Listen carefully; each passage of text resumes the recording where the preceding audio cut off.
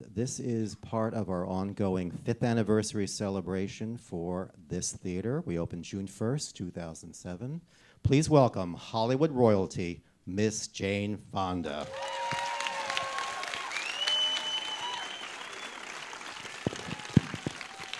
I figured I'd carry around chickens in the movie. I could carry my dog around here. Thank you for being here. Yes, thank you very much. So my first question is very obvious. Why this project? How did the script come to you? It just sort of fell out of the blue, and I liked the theme. I liked love and forgiveness as a theme. I have a daughter. She's very prickly. We have issues. And the idea that I would not have seen her for 20 years and that I would never have met my grandchildren touched me a lot. And I've never been a hippie. I've never played a hippie, and I thought that would be a lot of fun. And I love the idea of working with Bruce Beresford, and I'm a huge fan of Catherine Keener, and so that was that. I was watching it. I was thinking, oh, well, Jane she's so natural. She's just playing herself. And then in discussing this earlier, she's not playing herself. She's giving a terrific performance here. Well, thank you very much. Yeah, no, I know some people think that was me, but I never was a hippie. I never wore tie-dye. I would never smoke pot with my grandkids. And in fact, I was living in France during those years. It was Catherine Keener. She's the one that taught me what it meant to be a hippie. She's the one, I have this line that I delivered to Jeffrey Dean Morgan. My water broke when I'm listening to who? Jimi Hendrix. Yeah, Jimi Hendrix play the Star Spangled Banner. I didn't even know what it meant. I'd never heard Jimi Hendrix. And she brought me this documentary about Woodstock where I actually saw Hendrix playing the Star Spangled Banner. And of course my water broke then. I mean, whose water wouldn't break? And Catherine, she brought me music. She told me what to listen to. She really helped me get into the role. Tell us about working with these younger actresses now, Catherine and Elizabeth. Catherine, okay. Catherine is the quintessential independent spirit. I mean, I have always been fascinated by her work. And I felt like a total sellout working with her. And, maybe it's just because I started in the late 50s, early 60s, even if I'm not totally feeling it in the bottom of my belly, I'll just do it. Fake it till you make it. Not Catherine. I mean, she has to actually be in it or she won't do it. And so it makes it a little harder for her. I felt very facile around her. But, she's half Cherokee. And I know a lot about Native Americans. And for me, she's all Cherokee. She's one of these people who, she doesn't really like to be photographed, still cameras, because she feels like it, robs her soul. She has to be in the sun. She has to be outside and in the light and have her feet in the dirt and her hands in the dirt. And, and she should have played my part. Sounds like it.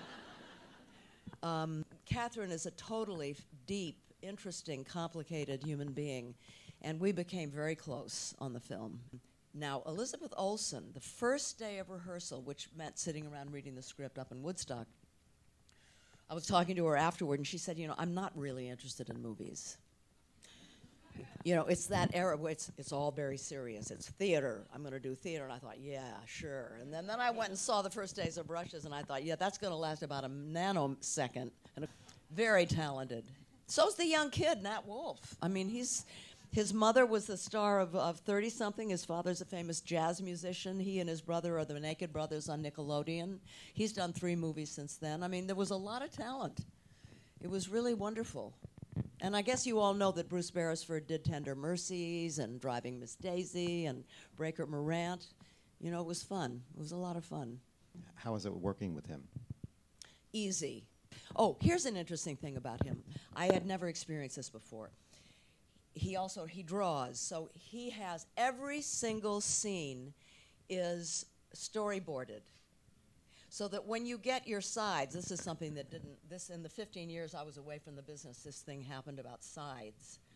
We used to be given a script, and we'd bring our script to work. Now, every day you're given this chunk of paper with the dialogue that you're going to shoot that day in print that's only meant for 20-year-olds.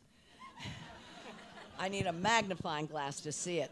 But at the end of the sides would be his drawings of exactly how we intended to shoot it, from what angle. And so it was fabulous because you always knew exactly where you were going to be and what he was going to do. And he never varied from that. So how does that compare to the old studio days when you started your career back in the 60s and then in the 70s? No, what's really changed, having been those 15 years that I was gone, here's what happened in those 15 years that I didn't realize till I came back with Monster-in-Law. When I left, you made a movie, and the director stood next to the camera. I come back 15 years later. I said to Jennifer Lopez, "Where's the director?" She said, "He's in the video village." I said, "What's that?" And it was like way far away, this place where the director and half the crew are looking at what they're shooting on a video thing. The bad part is you get lonely. The good part is that you can get up and go and see what you did and say, "Oh, I could do that better," which you never used to be able to. You'd have to wait until the next day and then found out that you made a huge mistake or something like that. So it was kind of good and bad at the same time. And the other thing is, in the old days, a movie would open, and it would play for a week, 2 weeks, 3 weeks, a month. An audience would have a chance to find the movie and maybe discover a new talent. Now, if it doesn't do well, the first Saturday, Friday, and Saturday, you're toast, right? Unfortunately Yeah. so. And so that's why I'm here. Exactly.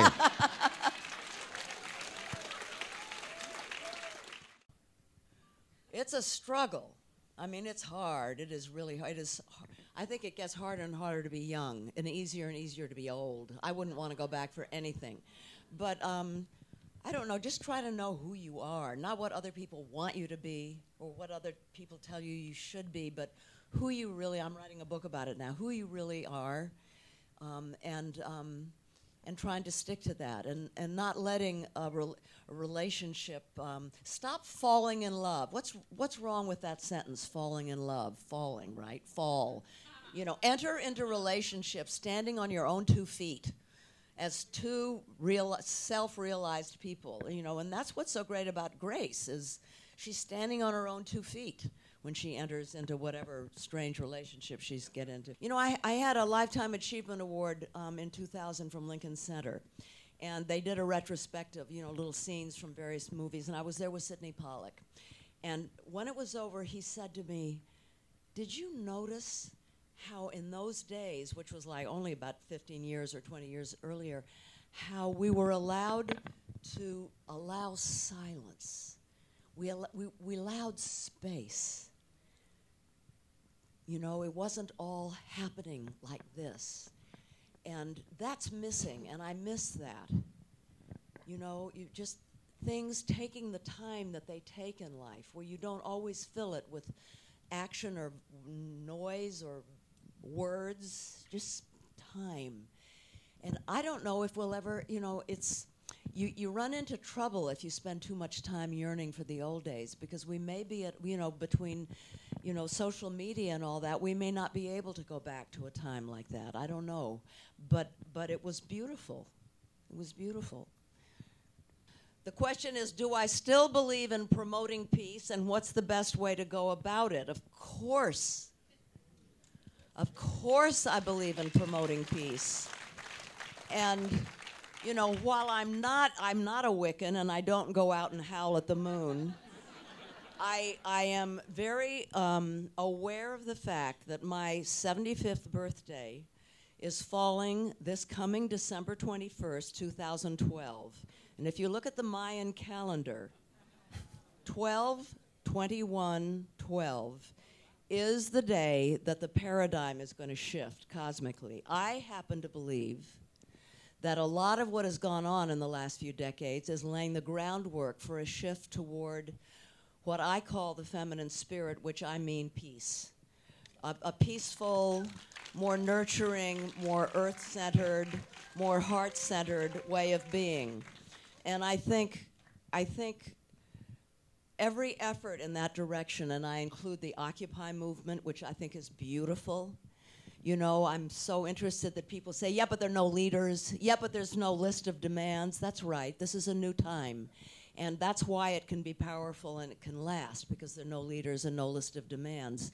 But I think that we have to, all of us, starting within our own selves and how we live our own lives, and the kind of, you know, I really believe that how we are as individuals changes the ether that surrounds us.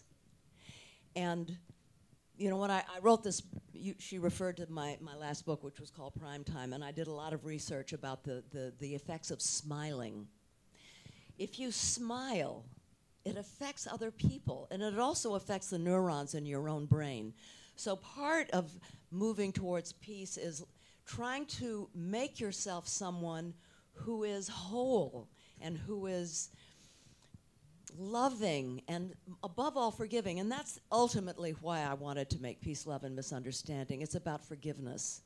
And we can't put enough of that out into the ether, you know. So thank you all for being here. Pass the word. Thank you. Thank you very much for coming.